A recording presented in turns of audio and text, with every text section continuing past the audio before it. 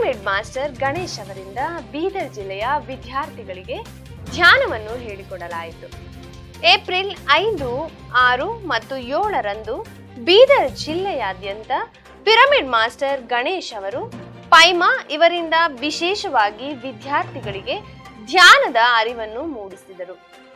ಧ್ಯಾನ ಮಾಡುವುದರಿಂದ ವಿದ್ಯಾರ್ಥಿಗಳಲ್ಲಿ ಹೆಚ್ಚಿನ ಏಕಾಗ್ರತೆ, ನೆನಪಿನ ಶಕ್ತಿ ಮತ್ತು ಎಲ್ಲ ಚಟುವಟಿಕೆಗಳಲ್ಲಿ ಉತ್ಸಾಹವನ್ನು ನೀಡುತ್ತದೆ ಎಂದು ಆಧ್ಯಾತ್ಮಿಕತೆ ಮತ್ತು ಪಿರಮಿಡ್ ಶಕ್ತಿಯ ಮಹತ್ವವನ್ನು ಕುರಿತು ವಿವರಿಸಲಾಯಿತು.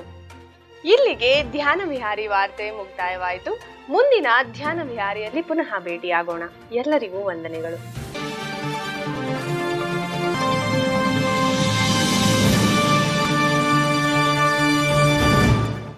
PMC ಕನ್ನಡ ಚಾನೆಲ್ ಅನ್ನು ಲೈಕ್ ಮಾಡಿ, ಶೇರ್ ಮಾಡಿ, ಸಬ್ಸ್ಕ್ರೈಬ್ ಮಾಡಿ ಮತ್ತು ಮಾಡಿಸಿ. ಎಲ್ಲರಿಗೂ ಧನ್ಯವಾದ.